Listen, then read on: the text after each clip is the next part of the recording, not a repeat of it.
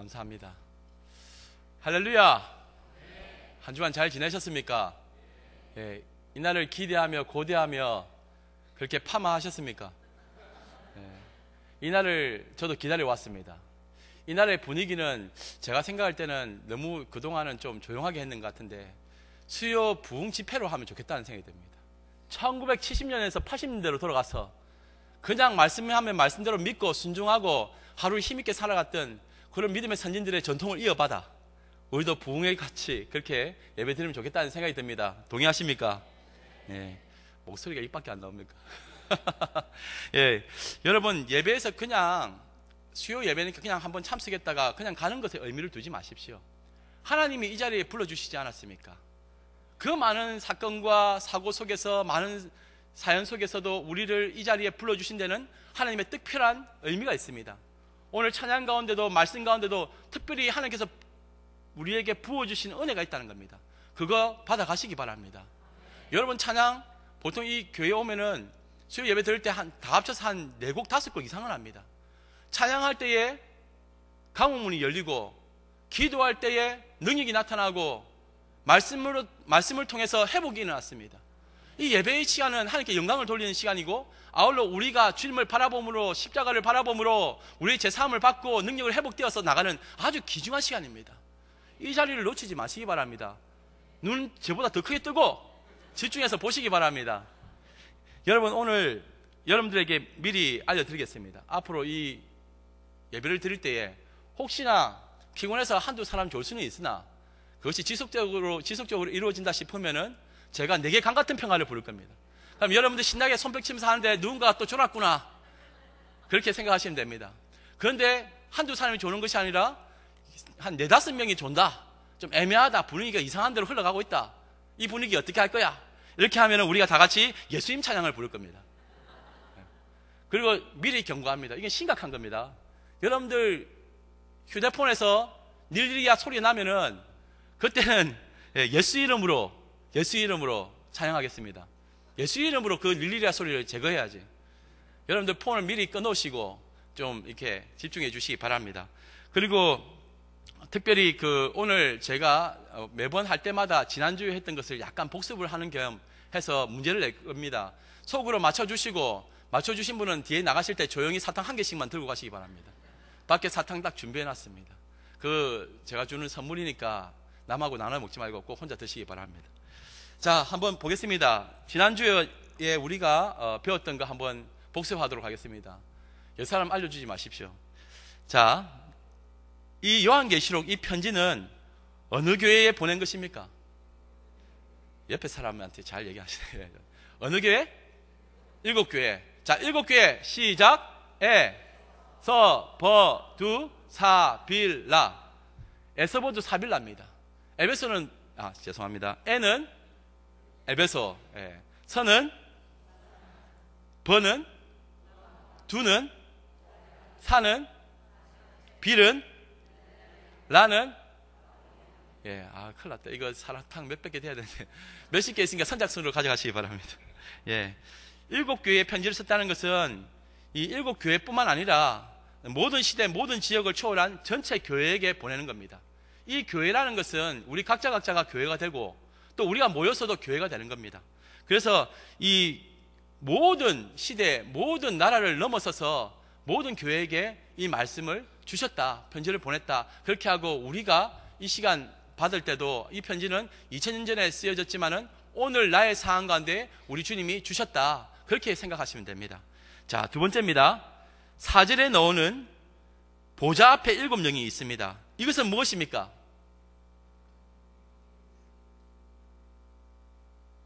방금 한 분 나왔습니다. 뭐랄까요?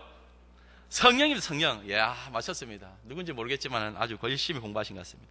성령입니다. 성령. 또 질문 나갑니다. 그러면은 요한계시록 1장 20절에 7촛대는 무엇입니까? 와, 대단합니다. 어떻게 이렇게 똑똑하십니까? 지난번 강사가 누군지 참 잘 가르친 것 같습니다. 7교회입니다. 7교회. 그러면 촛대를 옮긴다는 말은 무슨 뜻입니까? 그 교회가 제대로 그 역할을 감당 안 했을 때는 그 촛대를 옮긴다는 뜻입니다. 여러분, 그러면은 이 일곱 촛대는 교회를 의미하고 또 보좌 앞에 7명도 나오는데 스가랴 4장에 나오는 일곱 촛대는 무엇입니까? 성령. 우와, 누굽니까? 손을 들지 마십시오. 이야, 굉장합니다. 이야, 강사가 누군지. 예, 감사합니다. 하나님께서 그 기억해 하셨네요. 예, 맞습니다. 교회는 일곱 촛대이기도 하고 성령이기도 합니다. 이것이 무슨 뜻입니까? 촛대라는 것은 사명이 뭡니까? 빛을 내는 겁니다. 빛을. 예. 근데 그 빛을 낸다는 의미에서 교회는 빛이다는 겁니다. 근데 이 교회가 빛을 내는데 우리의 힘으로 냅니까? 그거 아니라는 겁니다. 일곱 촛대가 성령이라고 했잖아요. 성령의 능력으로 빛을 낸다는 겁니다. 그래서 이 어둠의 세상 가운데서, 이 땅 가운데서 그 빛의 사명을 잘 감당하는 것, 하나님의 영광을 드러내는 것, 그게 굉장히 중요하다는 겁니다. 또한 한 가지 우리가 또 알아야 될 것은 스가랴 4장 6절에는 이는 능으로 되는 것이 아니고 오직 하나님의 영으로 되는 것이다 라고 했습니다. 이것은 무엇을 말합니까? 이 교회, 이 성전은 우리의 힘으로 되는 것이 아니고 성령으로 된다. 영원한 새 예루살렘 성전은 성령으로 세워진다는 것입니다. 우리의 힘으로 세웠던 예루살렘 어떻게 됐습니까? 파괴됐죠. 완전히 파괴되었습니다. 그런데 그것을 사흘 만에 일으킨 사람이 누굽니까? 일으킨 분, 예수님이 되는 거죠. 예수님이 새하늘과 새 땅 창조하신 그 사역 속에 이 새 예루살렘이 온전히 완성되어졌다는 것입니다. 그런데 이것은 우리의 힘으로 되는 것이 아닙니다. 고린도전서 3장 16절에 너희가 하나님의 성전인 것과 하나님의 성령이 너희 안에 거하신 것을 알지 못하느냐. 우리가 우리 스스로 힘으로, 사람의 힘으로 성전을 세우려 하거나 우리를 이끌어 가려고 하면 안 됩니다. 성령님이 그 안에 내주하시는 것 자체만으로도 성경적인 교회가 된다는 것입니다. 그럼 우리는 어떻게 해야 됩니까? 우리의 힘을 내려놓는 것입니다. 자꾸 사람의 소리가 높아지고 사람의 방법이 자꾸 나오고 사람의 힘으로 이 교회를 세우려고 으쌰으쌰 한다고 해서 교회가 되는 것 아닙니다. 모든 것이 성령님께서 주관하시도록 우리는 힘을 빼는 것입니다. 그럼 어떻게 해야 됩니까? 육에 사로잡힌 우리가 힘을 빼려면 어떻게 하면 됩니까? 기도하고 말씀에 집중할 때 내 육신의 정욕과 옛사람은 죽어버립니다. 그러니 기도와 말씀에 집중해야 되는 겁니다. 기도할 때에 나의 뜻은 사라지고 하나님의 뜻이 세워지는 것입니다. 예수님이 겟세마네 동산에서 기도하실 때에 나의 원대로 마시고 누구의 뜻대로? 하나님의 뜻대로. 우리도 기도할 때 마찬가지입니다. 내가 세속에 속한 생각과 육신의 정욕적인 생각으로 기도하더라도 결국은 기도의 끝이 어떻게 되냐면은 하나님의 뜻으로 기결돼야 됩니다. 이것이 맞는 것 같아도 기도하면 달라져요.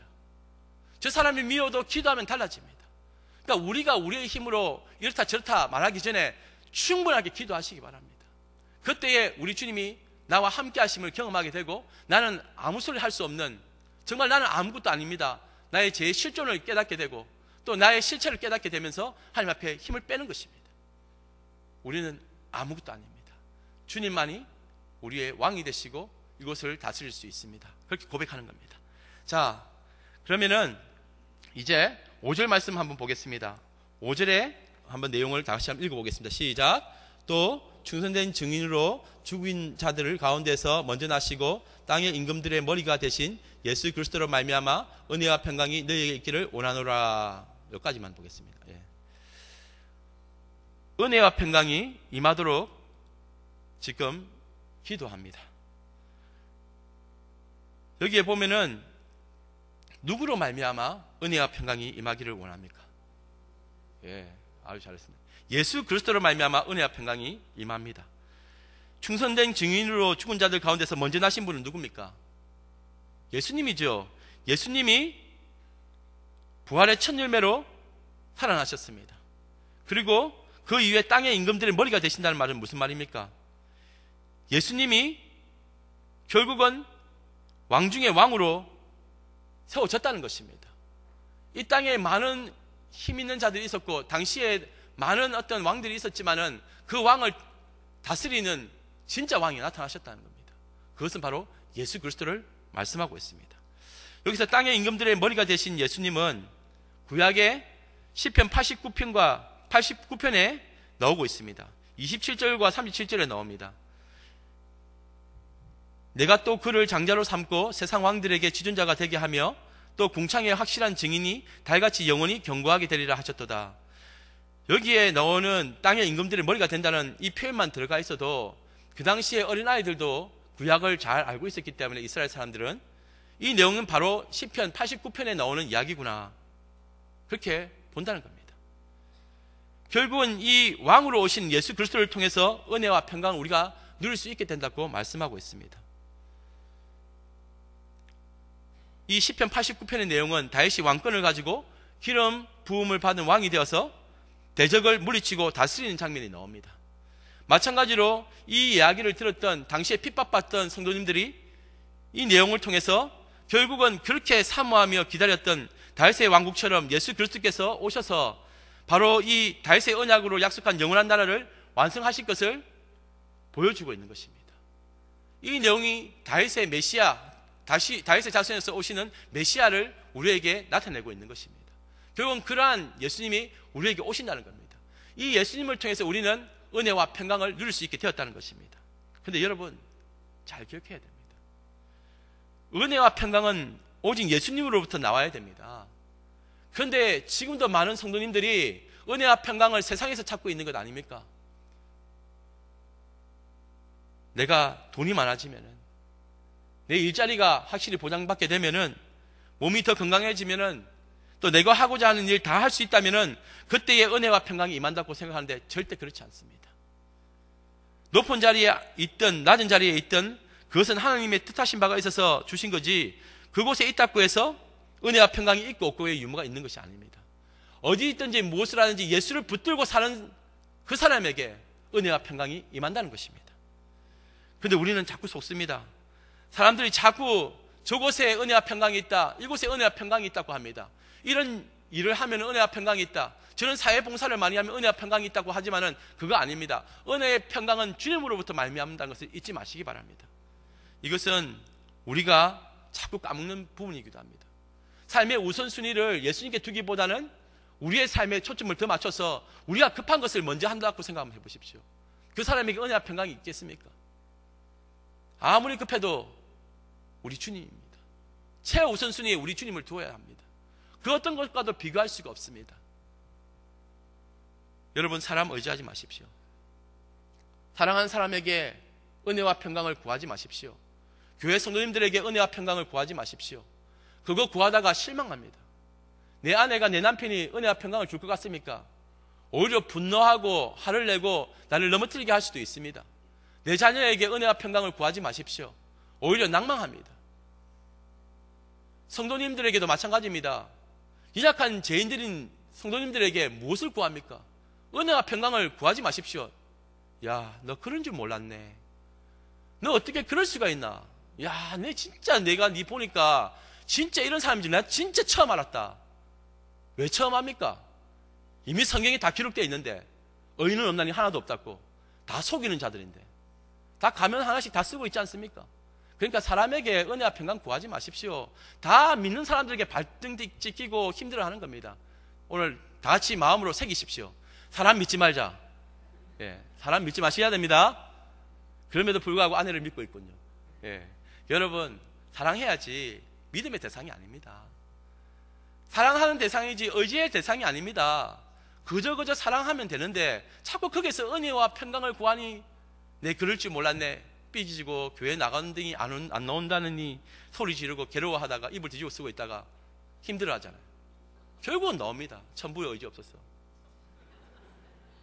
결국은 여러분, 사람 의지하다가 낭패 본 사람 여기 많이 있지 않습니까? 여러분, 언제나 어디서나 그렇다는 걸 잊지 마시기 바랍니다. 특별히 여기서 나오는 이 평강에 대해서는 좀 우리가 좀 알아야 될 것이 있습니다. 당시에 로마는 팍스 로마나, 그러니까 로마를 통해서 세계 평화가 유지되었던 때입니다. 그래서 전쟁이 없었습니다. 이미 로마가 다 정복했기 때문에 그때는 전쟁도 없었고 오히려 풍부했던 그런 시대였습니다. 로마 사람들에게 있어서는 최고의 세상이었습니다. 그리고 그 로마와 전 세계를 다스렸던 황제는, 그 도미티안 황제는 신이었습니다. 그들은 신으로 숭상을 했습니다. 그러니까 황제를 숭배하면은 행복하고 평안하고 뭐 어려울 것이 하나도 없는데 문제는 믿는 성도들입니다. 그 세상의 신인 황제를 섬기지 않겠다니까 세금을 50%나 더 내게 합니다. 그리고 그렇게만 한 것이 아니라 필요하면 강제 부역도 하였고 심지어 감옥에 가두기도 하였고 심지어 죽이기도 하였습니다. 그런 상황에서 하루하루 믿음을 지켜간다는 건 얼마나 힘들었겠습니까? 그런데 이 사도 요한이 무엇을 말합니까? 진짜 평강은 외부적인 적과의 전쟁이 없고 먹을 것과 입을 것이 없는, 모자라지 않는 그런 평안한 상태를 말하는 게 아닙니다. 진짜 평안은 하나님과 원수가 되어서 하나님과 전쟁을 하던 죄인들이 예수의 피로 인해서 하나님과 화해하게 되어 하나님과의 관계가 회복된 상태, 그것을 진정한 평화의 상태라고 말합니다. 우리의 평안은 세상이 말하는 평화가 아닙니다. 하나님과 우리 사이가 예수 그리스도를 통해서 화평케 되었다는 겁니다. 주는 우리의 평화가 된 겁니다. 그것을 말씀하고 있는 겁니다. 그러니 세상 보고 나를 보면 여전히 불안하고 초조합니다. 우리가 받는 모든 세상의 유혹과 아픔과 시험 가운데서 우리는 때로는 이제 곧 죽겠구나, 나는 끝장나겠구나 두려워하고 있습니다. 그래서 할 수 없이 세상에 굴복하기도 하고 타협하기도 합니다. 그런데 우리가 알아야 될 것이 있습니다. 이 모든 괴로운 시간들이 다 지나가고 결국은 우리 주님이 다시 오신다는 사실을 잊지 마시기 바랍니다. 우리는 하늘의 평안을 구하는 사람들입니다. 하늘의 평화가 지옥 같은 이 삶 가운데서 내 삶에 이루어질 때, 그때에 우리는 참된 만족과 안식을 누릴 수 있다는 것을 잊지 마시기 바랍니다. 절대 세상과 타협하지 마십시오. 절대 세상 앞에 굴복하지 마십시오. 오직 의인은 믿음으로 살아가는 것입니다. 여기에 5절 끝과 6절을 보겠습니다. 우리를 사랑하사 그의 피로 우리 죄에서 해방하시고 그의 아버지 하나님을 위하여 우리를 나라와 제사장으로 삼으신 그에게 영광과 능력이 세세토록 있기를 원하노라. 아멘. 우리를 사랑하셔서 예수의 피로 모든 죄에서 벗어나 하나님을 위하여 우리를 나라와 제사장으로 삼으셨다고 말씀하고 있습니다. 그렇다면 이 나라가 무엇이고 제사장이 무엇입니까? 이 나라는 바실레이아, 왕국을 의미합니다. 누구의 왕국입니까? 하나님의 왕국, 하나님의 나라를 의미합니다. 여러분, 나라가 이루어지려면 세 가지 요소가 필요합니다. 다 같이 시작.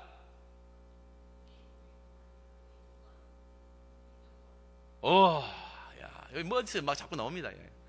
공부 좀 하셨던 분들인 것 같습니다. 예. 영토가 있어야 하고, 그 다음에 백성이 있어야 하고, 또 통치권, 즉 주권이 있어야 됩니다. 이 세 가지가 있어야 되는데, 그럼 하나님의 나라에서도 이 세 가지가 있습니다. 여기에 말하는 그 땅은 무엇입니까? 영토. 이것은 우리가 바로 그 땅이 된다는 것입니다. 우리의 삶의 모든 영역이, 우리의 마음이 하나님의 땅이 된다는 것입니다. 그리고 백성은 뭡니까? 결국은 우리 모두가 다 주의 백성이 되는 것입니다. 주를 믿는 모든 자녀들이 다 주의 백성이 되는 겁니다. 그리고 이 주권은 뭡니까? 하나님의 다스리심. 이 세 가지가 이루어졌을 때에 우리 모두는 하나님의 나라가 된다는 것입니다. 여러분들이 어디 있든지 간에 여러분들이 밟는 그 땅이 하나님의 나라가 되는 것입니다. 천국이 무엇이냐? 하나님의 절대 주권이 미치는 곳입니다. 그러면은 내가 내 발길이 닿는 곳이 땅끝이 될 것이고, 내가 있는 곳이 하나님의 나라가 될 것인데, 그곳에서 우리는 그 땅을 차지해 나가는 겁니다. 우리가 뭐라 했습니까? 빛이라고 했죠.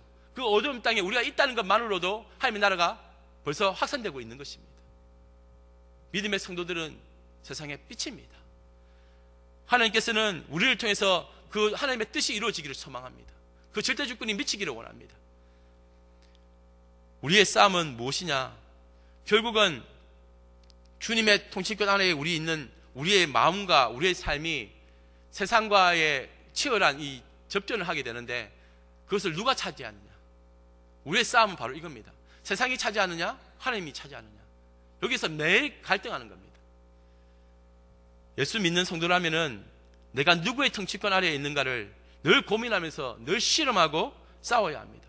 어떤 선택의 기로에 있어서 내가 지금 누구의 통치권 안에 있는가 깊이 생각해야 됩니다. 나는, 우리 교회는 어디에 있어야 하는가? 누구 아래에 있어야 하는가? 우리는 하나님의 다스리심, 그 주권 아래에 있어야 된다는 것을 잊지 마시기 바랍니다. 또한 우리를 제사장으로 삼으셨습니다. 여기서 제사장이라 하면은 두 가지 의미가 있습니다. 협의적으로는 우리가 세상과의 관계에 있어서 어떤 중지자가 되어야 된다. 그것도 맞는 표현입니다. 그런데 이것을 좀 더 복음적으로 해석을 한다면은 결국은 구약에서는 하나님과 인간 사이에 하나님께서 제사장을 두어서 중재하도록 했습니다. 어린 양을 잡아서 그걸 태움으로 해서 그 사람의 죄를 사하고 하나님과 관계를 회복하게 하는 그런 제도가 있었습니다. 그런데 예수님이 이 땅에 오셔서 그 역할을 대신하셨습니다. 예수님이 죽으심으로, 십자가에 달려 죽으심으로 말미암아 성소의 휘장이 찢어집니다. 그리고 모든 믿는 성도들은 이제 그 성소 안으로 들어갈 수가 있게 되었습니다. 인간이 제사장의 중재가 필요 없고 우리 스스로가 제사장이 되어서 예수 그리스도의 피를 힘입어 하나님 앞에 나아가게 되었다는 것입니다. 구약의 제사장들이나 다른 중재자가 필요한 것이 아닙니다. 우리가 제사장이 되어서 주님 앞에 서는 것입니다. 이것을 신학적으로는 만인 제사장설이라고 합니다.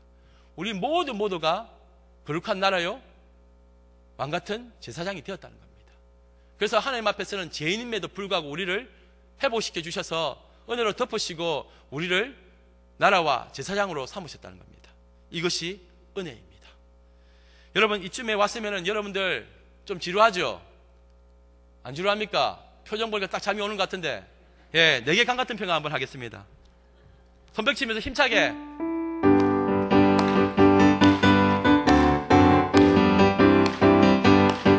내게 강 같은 평화, 내게 강 같은 평화, 내게 강 같은 평화 넘치네. 할렐루야.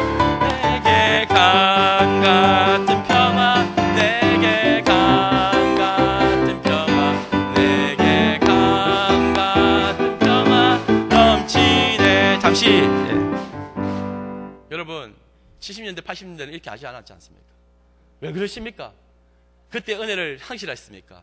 힘차게 하십시오. 의지적으로 하십시오. 그러면은 하나님께서 이 가운데에 그 은혜를 사모하는 마음으로 하늘에 좋은 것들을 많이 채워주실 줄 믿습니다. 좀 사이비 교주 같지만은 다시 한 번 더 내게 강 같은 평화 힘차게 부르겠습니다. 시작. 강 같은 평화, 내게 강 같은 평화 넘치네. 할렐루야. 내게 강 같은 평화, 내게 강 같은 평화, 내게 강 같은 평화 넘치네. 내게 바다 같은 사랑, 내게 바다 같은 사랑, 내게 바다 같은 사랑, 내게 바다 같은 사랑 넘치네. 할렐루야. 내게 바다 같은 사랑, 내게 바다 같은 사랑, 내게 바다 같은 사랑 넘치네. 아멘. 여러분, 여러분들에게 강 같은 평화가 임했습니까? 임했습니까? 여러분, 바다 같은 사랑이 샘솟합니까? 아멘. 감사합니다. 예. 이어서 7절에 보겠습니다. 7절에 보니까 볼지어다 그가 구름을 타고 오시리라 되어 있습니다. 여러분, 여기에 볼지어다라는 단어는 주의를 환기시킬 때 사용하는 구절이기도 하지만은 특별히 여기서 사용되어질 때는 진짜 자세히 이제부터 들어야 된다는 겁니다. 아주 중요한 말씀을 하겠다는 겁니다. 그것은 지금의 상태, 지금의 고난과 박해를 받는 성도들에게 정말 중요한 이야기다. 여기서부터 정말 중요하게 잘 들어야 된다 해놓고는 그가 구름을 타고 오시리라. 모든 힘들어하고 괴로워하고 박해당하고 있는 모든 성도들에게 주시는 메시지가 이겁니다. 그가 구름을 타고 오시리라. 우리 주님 그렇게 오십니다. 여러분, 여기서 원어적으로 제대로 표현한다면 이렇게 되어 있습니다. 그가 구름과 함께 오시리라. 이게 더 맞는 표현입니다. 손오공이 구름을 타고 날아다니는 그런 것이 아니라 구름과 함께 이 땅 가운데 오신다는 겁니다.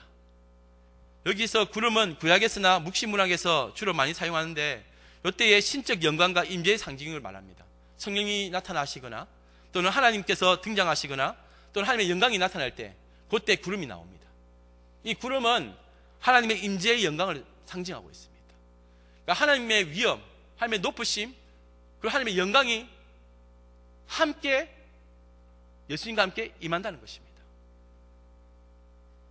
출애굽기나 구약에서 나오기도 하고 솔로몬이 성전을 완성할 때도 성전에 구름이 가득했을 때도 그렇습니다.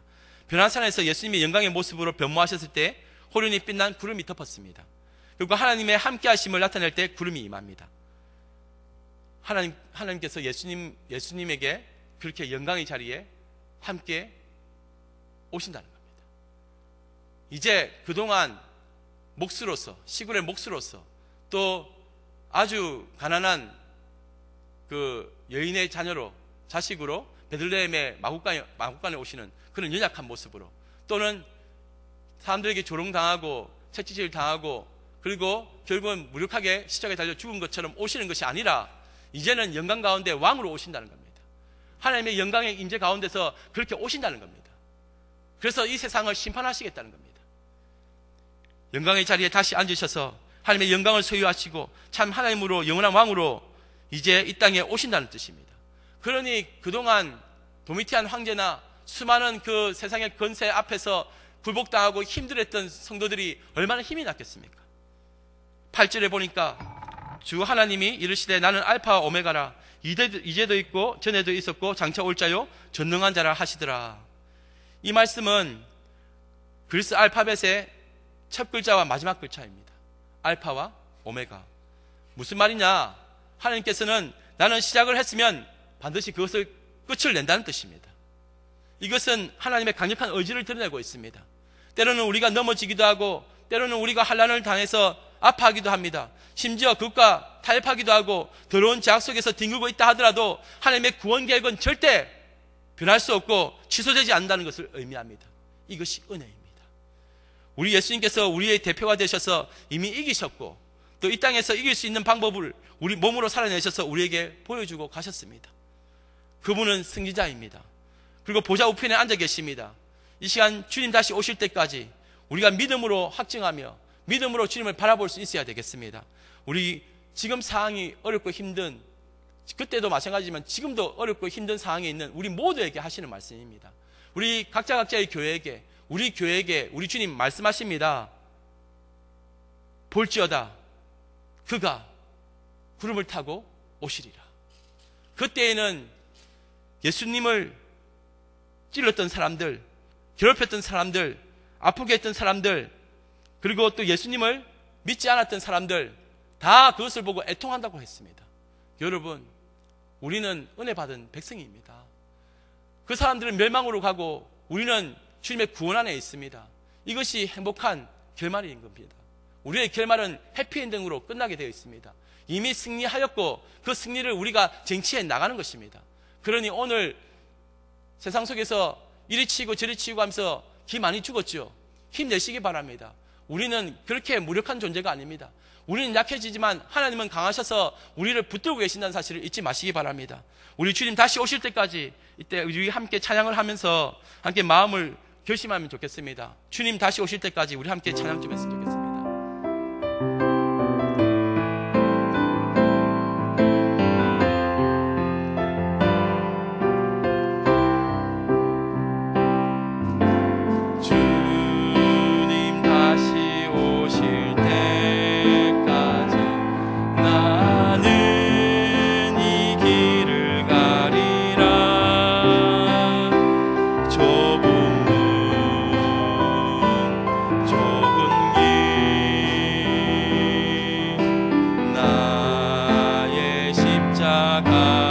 다시 한 번 더 부르겠습니다. 주님 다시 오실 때까지. 주님 다시 오실 때. 이것이 오늘 설교 말씀의 결론입니다. 이 길을 가리라. 좁은 문,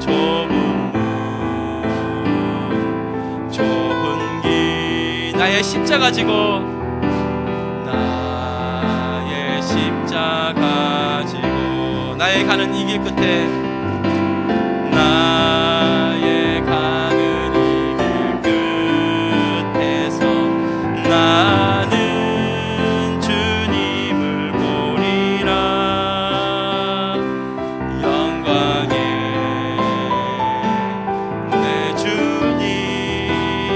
맞아주시리. 나를 맞아주시리. 주님 다시 오실 때까지 나는 일어나 달려가리라. 주의 영광 온 땅 덮을 때 나는 일어나 노래하리. 나는 일어나 노래하리. 믿음으로 고백합니다. 내 사모하는 주님 온 세상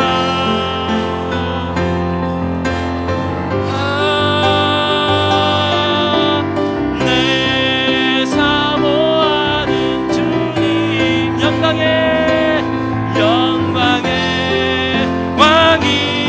왕이시라. 주님 다시 오실 때까지 주님 다시 오실 때까지 나는 일어나 달려가리라. 나는 일어나 달려가리라. 주의 영광 온 땅 덮을 때 나는 일어나 노래하리.